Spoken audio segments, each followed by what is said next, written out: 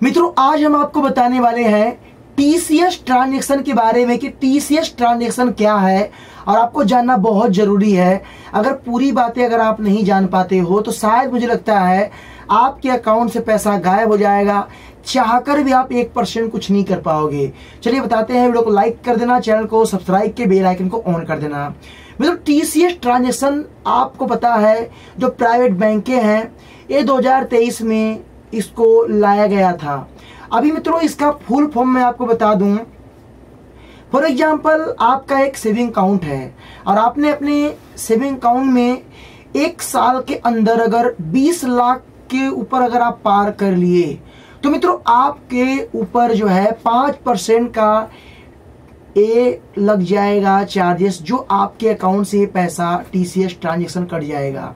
मित्रों ये आपके अकाउंट से पैसा कट जाएगा। अगर आप कस्टमर केयर में कॉल करेंगे तो आपको बताया जाएगा कि ये पैसा आपको रिफंड नहीं होगा और ना ही आप आईटीआर क्लेम करके इसको वापिस ले सकते हैं।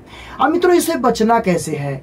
मित्रों अगर आप आईटीआर फाइल नहीं करते हैं, आपका सेविंग अकाउंट है तो अपने सेविंग अकाउंट से आप जो है बड़ा ट्रांजैक्शन मत कीजिए। प्राइवेट बैंक की बात कर रहा हूं।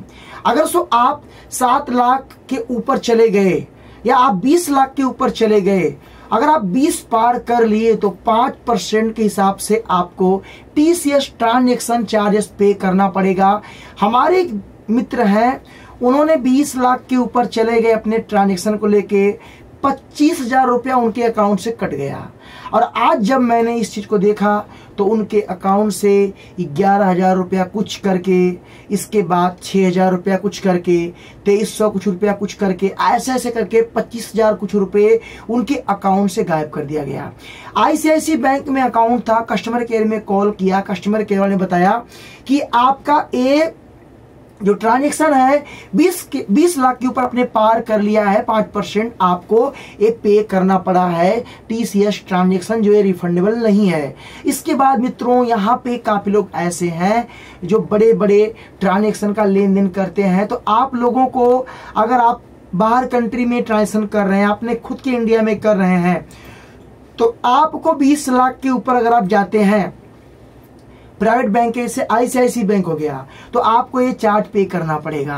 और मित्रों वैसे 7 लाख तक का रखा गया है। अगर आप 7 लाख के ऊपर जाते हैं टैक्स पेयर के अंडर में आ जाएंगे। अगर आप उसके अंडर में रहते तो कोई दिक्कत नहीं है, फिर भी लोगों का ट्रांजैक्शन हो जाता है। फिर भी मैं आपको एक सलाह देना चाहूंगा कि आप जो भी लेन देन करें उसका एक हिसाब किताब अपने पास रखें जिससे आपको दिक्कत ना हो। और टीसीएस ट्रांजैक्शन जो है इसको कभी रिफंड लेने के लिए कोशिश मत करना, ये रिफंड होता नहीं है। साथ में ये तभी आपके पास आपके अकाउंट से कटेगा जब आप कोई बड़ा ट्रांजैक्शन करते हैं और उसकी सीमा पार कर जाते हैं 20 लाख के ऊपर। तो आप लोगों को किसी की बातों में आके दोस्त मित्र यार संगी दोस्त किसी का पैसा अकाउंट में ना मंगाना है, ना किसी के अकाउंट में पैसा मंगा किसी को कैश देना है। अपने काम के लिए इस्तेमाल करो। ट्रांजैक्शन वैल्यू जो है उसके नियम के अंदर में रहो, रूल मत तोड़ो, नहीं तो आपको ये पेनाल्टी लगेगा और आप इसको रिफंड नहीं ले पाएंगे। तो ये है पूरी बातें जो मैंने आपको बताया। तो आपको बचना है तो 20 लाख के नीचे रहना और 7 लाख के ऊपर ही अगर जाना। गवर्नमेंट बैंक के हैं तो आपको दिक्कत ये आपके सामने ना आए। प्राइवेट बैंकों में 20 के ऊपर अगर आप चले गए तो 5% चार्ज पे करने के लिए तैयार रहना। ये मैं खुल के आपको बता रहा हूं। तो ये है कहानी। आप बताना कि आपके संग ऐसा हुआ था, आप राय कमेंट में जरूर देना। और अभी मेरे सामने आईसीआईसी बैंक का आया है और बैंकों का तो बात अभी हमारे सामने नहीं आया है।